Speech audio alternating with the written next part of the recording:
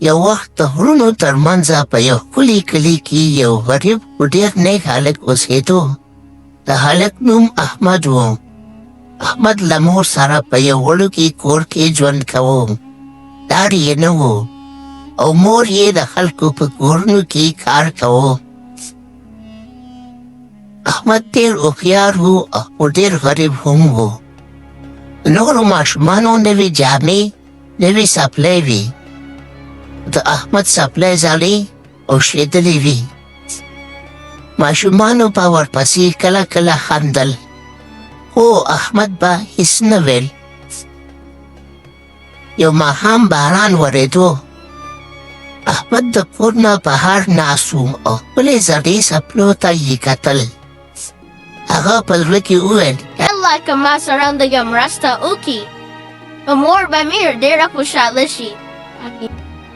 هغه شپه احمد ویده شو او یو عجیبه خوب یې ولیدو.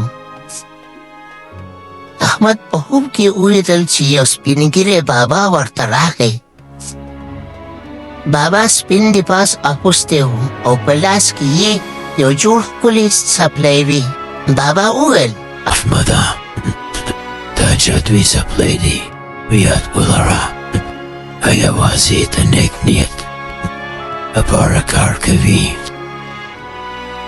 احمد داسې نه وویلې چې ناڅاپه د خوبه راویښ شو.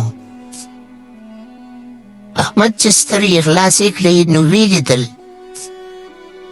چې د کټ تر څنګه رښتیا هم هغه ښکلې څپلۍ پرتې دي. احمد په خوشحالۍ وویل: یالله دا خو رښتیا ده. احمد خپلې څپلۍ واغوستې او بس احمد غیب شو. احمد ناڅاپه غیب شو، کور خالي شو. مور یې چغې کړې: احمده!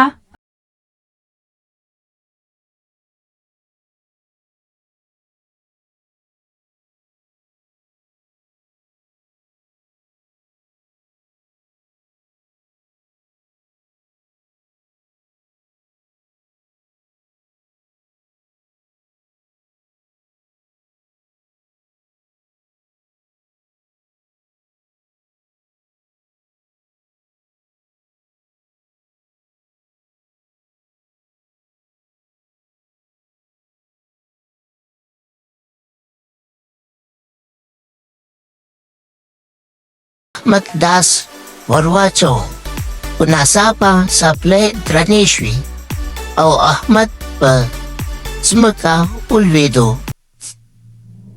یو غږ راغی: دا څپلۍ د بد کار لپاره نه دی. احمد ویرېدو. احمد ډېر پښیمانه شو. احمد ژړل شروع کړل: یالله ما غلطه وکړه، زه دا څپلۍ د خیر لپاره غواړم.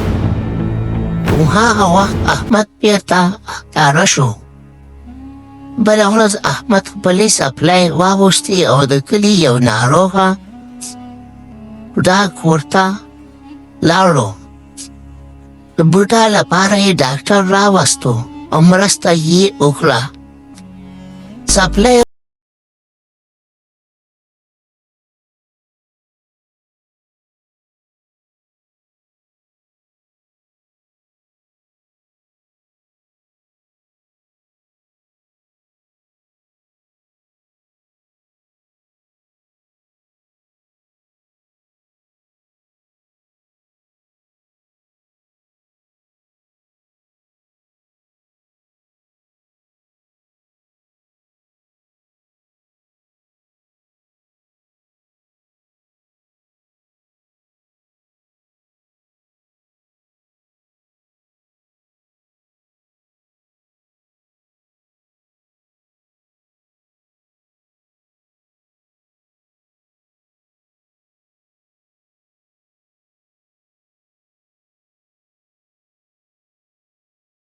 Subscribe کړئ.